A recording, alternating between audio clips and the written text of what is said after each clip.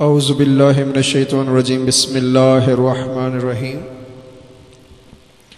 بسم اللہ الرحمن الرحیم الحمدللہ رب العالمین بسم اللہ الرحمن الرحیم اللہم صلی علی سیدنا و مولانا محمد معدن الجود والکرم وآلہ وبارک وسلم بسم اللہ الرحمن الرحیم۔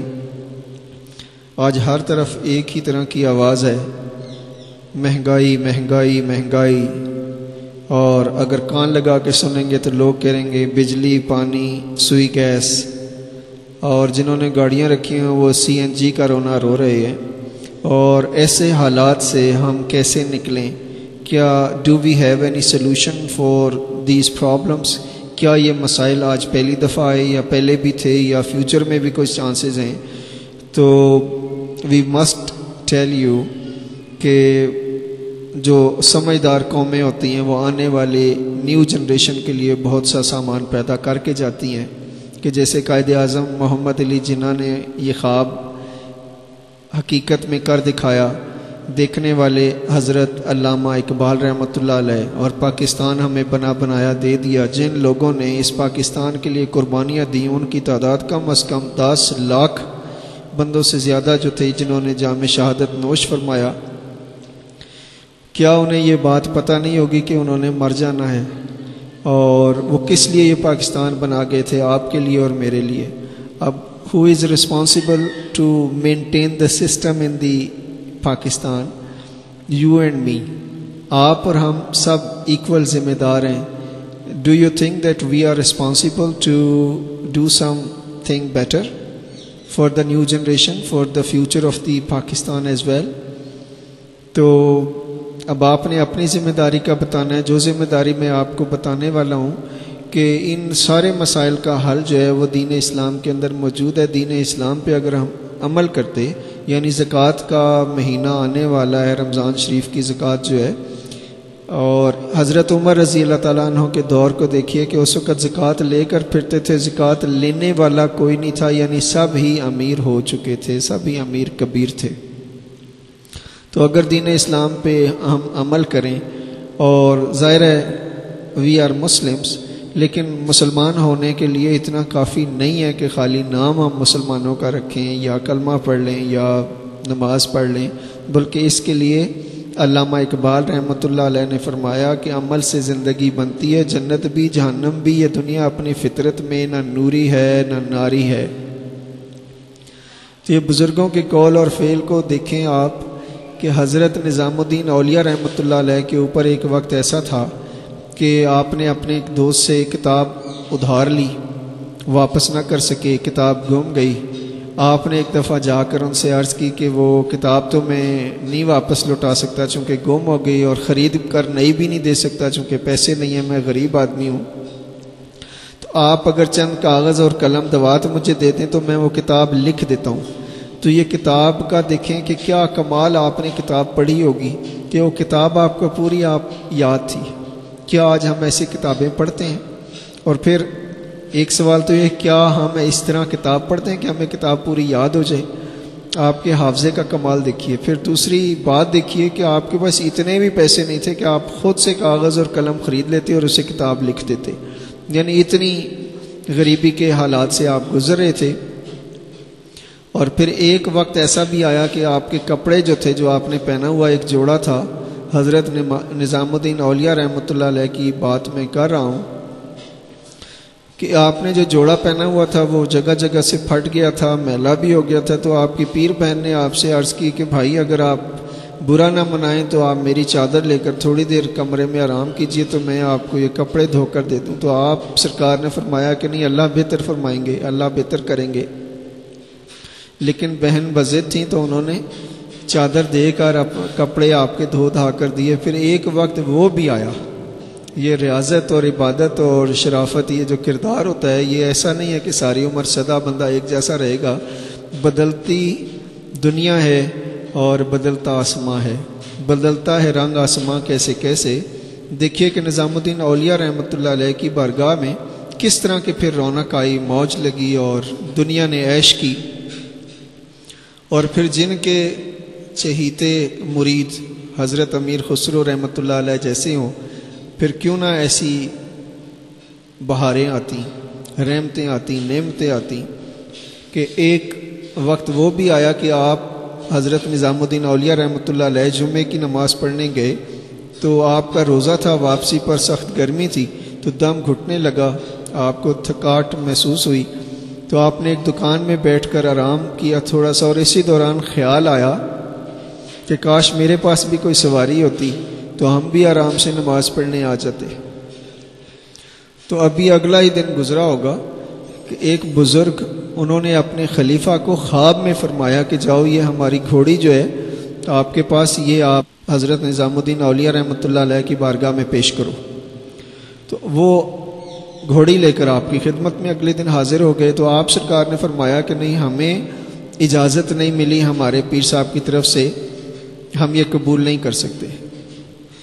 وہ بزرگ گھوڑی لے کر واپس چلے گئے تو رات کو دیکھیں وہ جو خلیفہ تھے ان کو بھی آپ کے پیر و مرشد نے فرمایا کہ آپ گھوڑی دوبارہ لے کر نظام الدین اولیاء رحمۃ اللہ علیہ کی بارگاہ میں حاضر ہوں اور پیش کریں۔ ادھر سے بابا فرید گنج شکر رحمۃ اللہ علیہ جو آپ کے پیر و مرشد، آپ نے بھی خواب میں حضرت نظام الدین اولیاء رحمۃ اللہ علیہ کو فرمایا کہ مولانا وہ گھوڑی قبول فرما لیں۔ تو اس طرح یہ اگلے دن وہ گھوڑی لے کر آئے اور انہوں نے پیش کی کہ جی مجھے پیر و مرشد نے بھیجا ہے کہ گھوڑی دوبارہ آپ کو پیش کی جائے۔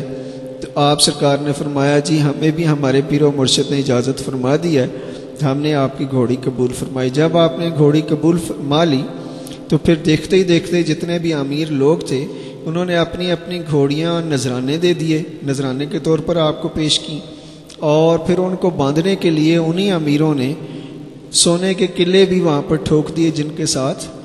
تو جب وہ جو بادشاہ وقت تھا اس کو تکلیف ہوئی اس بات سے کہ ایک طرف تو یہ درویش اور فقیر بنے پھرتے ہیں، دوسری طرف ان کے ٹھاٹھ باٹ دیکھیں کہ ان کے جو گھوڑے ہیں وہ سونوں کے قلعوں سے بندھے ہوئے ہیں، تو اس نے آپ کو تنبیہ کے لیے ایک لیٹر لکھا کہ آپ یہ سب رونق اٹھا کر یہاں سے ہمارے شہر سے باہر نکل جائیں۔ چونکہ زیادہ تر میجورٹی پھر آپ کی طرف لگ گئی، بادشاہوں کو لفٹ کوئی نہیں دے رہا تھا۔ تو آج چونکہ سارے لوگ بادشاہوں کی طرف ہیں اور اس لیول کا کوئی فقیر، کوئی درویش، کوئی پیر فقیر نظر بھی نہیں آ رہا جن کے پاس آپ جا کر آج بیٹھیں۔ بہرحال سوچیے آپ ضرور۔ تو نتیجتاً آپ سرکار نے کیا لکھا، اس کا جواب میں ایک خط لکھا 2 لائنیں کہ یہ جو گھوڑے ہیں یہ ہمارے نہیں ہیں، اور وہ جو سونے کی کیلیں ہیں جو ہم نے دل میں نہیں گاڑی بلکہ زمین میں گاڑی، اور ان پر گھوڑیاں پیشاب کرتی ہیں۔ تو وقت سدا ایک جیسا نہیں رہتا، جو غریب ہیں وہ انشاءاللہ آج نہیں تو کل امیر ہوں گے، جو بیمار ہیں اللہ ان کو صحت عطا فرمائیں گے۔ لیکن ان چیزوں کے لیے ہمیں کیا کرنا ہے، زیادہ سے زیادہ درود شریف پڑھنا ہے، اور باوضو درود شریف پڑھنا ہے۔ ہر درود شریف سے پہلے بسم اللہ الرحمن الرحیم پڑھنا ہے۔ نماز کی پابندی کرنی ہے، تو پھر آپ کے گھروں میں موج لگے گی، پھر انشاءاللہ آپ کے جو سارے خواب ہیں وہ پورے ہوں گے۔ جیسے علامہ اقبال رحمۃ اللہ علیہ کے خواب پورے کرنے کے لیے اللہ نے سبب بنایا تو محمد علی جناح کو بھیجا۔ آپ بھی خواب دیکھیے، لیکن سدا خوابوں میں نہ رہیں، خوابوں کی دنیا سے نکل کر، سوچوں کی دنیا سے نکل کر حقیقت کی دنیا میں آ جائیں، معرفت کی دنیا میں آ جائیں، شریعت کی دنیا میں آ جائیں۔ یہ دنیا بہت وسیع ہے، اسی لیے ہم کہتے ہیں کہ یہ دنیا میرے کام کی نہیں۔ چونکہ ہم یہ محفل خود سجاتے ہیں، پہلے اور تھرڈ سنڈے کو ایگزیکٹ 10 بجے یہ لائیو پروگرام چلتا ہے YouStream.tv پر NCC شو کے نام سے، اور یہ 10 بجے سے لے کر 1 بجے تک چلتا ہے۔ اس میں جو شرکت کریں گے اللہ سبحانہ و تعالیٰ کے فضل و کرم سے ان کے گھروں میں خوشیاں، صحت، عزت، دولت، شہرت، محبت سب کچھ آئے گا، اور وہ کچھ بھی ملے گا جو آپ چاہیں گے۔ لینے کے لیے کیا کرنا ہے، بس ہمت کر کے پہلے اور تیسرے اتوار کو پہنچ جائیں، اور روزانہ 1000 دفعہ درود شریف پڑھیں۔ بسم اللہ الرحمن الرحیم صلی اللہ علی حبیبہ محمد وآلہ وسلم۔ یہ درود خضری شریف ہے، اور علامہ اقبال رحمۃ اللہ علیہ نے اس درود شریف کو 1 کروڑ مرتبہ پڑھا ہے۔ حضور پاک صلی اللہ علیہ وآلہ وسلم نے قبول فرمایا۔ تو دیکھیں ڈاکٹر صاحب کی شان کہ ان پر بھی بہتان کم نہیں لگائے گئے، ان پر بھی طرح طرح کی باتیں کی گئیں، لیکن جس کو اللہ رکھے اس کو کون چکھے۔ آج کے مسائل سے نکلنے کا حل اونلی دی اسلام، دین اسلام پر جتنا آپ عمل کرتے جائیں گے، جتنی آپ سچائی کو اختیار کرتے جائیں گے، جھوٹ فراڈ ہیرا پھیری سے نکلیں گے، رمضان شریف کی آمد سے مسلمانوں کو کم از کم خوشی ہونی چاہیے، لیکن افسوس ہے کہ مسلمان پریشان ہے۔ اس لیے نہیں کہ رمضان شریف آ رہا ہے، صرف اس لیے کہ اس دوران بجلی کا کیا ہوگا، اس دوران مہنگائی کا کیا ہوگا۔ ابھی رمضان شریف میں کافی ٹائم ہے، لیکن مہنگائی ابھی سے شروع ہوگی، چیزوں کی شارٹیج ابھی سے شروع ہوگی۔ یہ حکومتوں نے کیا کرنا ہے؟ اصل حکومت ان کی تھی جو صابر پیا اولیاء رحمۃ اللہ علیہ، داتا صاحب، پیر مہر علی شاہ صاحب اور شاہ عبداللطیف بھٹائی رحمۃ اللہ علیہ، یہ بڑے بزرگوں کی اصل حکومت رہی۔ اللہ تعالی ہمیں بھی آج اس دور میں کوئی ایسا بادشاہ یعنی حضرت بہاؤالدین ذکریہ جیسا کوئی ولی اللہ کامل ہستی ہمیں مل جاتی، جس کے در سے سب اپنی مرادیں پوری فرما لیتے۔ بسم اللہ الرحمن الرحیم۔ اپنا خیال رکھیے گا اور دین اسلام پر عمل کرنے میں جتنی محنت جدوجہد آپ کر سکتے ہیں ضرور کیجیے گا۔ جزاک اللہ خیر۔ Thank you very much. Have a nice time. دل ہو گیا ہے تیرا دیوانہ، اب کوئی چچتا نہیں، نادان ہے سمجھتا نہیں، بن تیرے رہتا نہیں۔ جو عاشق ہوتے ہیں نا وہ اللہ تعالیٰ سے ایسی گفتگو کرتے ہیں کہ بن تیرے اب دل کہیں لگتا نہیں۔ تو آپ بھی اللہ تعالیٰ سے محبت میں زندگی گزاریے، نوکری کریں تو اس طرح کریں جیسے ڈٹ کے، honesty is the best policy. Thank you very much. السلام علیکم ورحمۃ اللہ وبرکاتہ۔